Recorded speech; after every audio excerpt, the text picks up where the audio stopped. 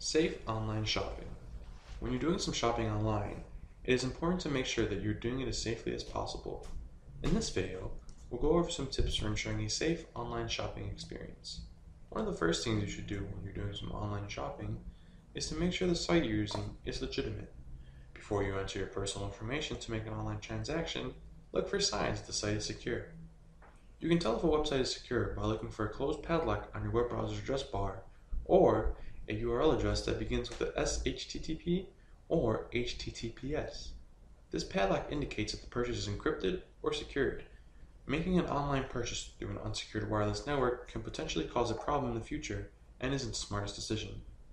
When you're purchasing things online, there's always a smart idea to ensure that your personal information is protected. This means that when you're filling out the necessary fields to make an online transaction, make sure the information you're being asked for is essential to making the purchase. The required fields on a vendor's checkout form are the only ones necessary for completing the purchase. The safest method for paying when online shopping is through the use of credit cards. Credit cards are generally the safest option because they allow buyers to seek a credit from the issuer if the product isn't delivered or isn't what was ordered.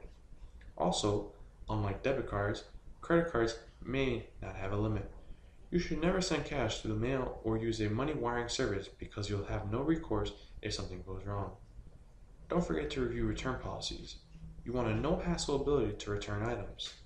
The last tip for online shopping is to keep a paper trail.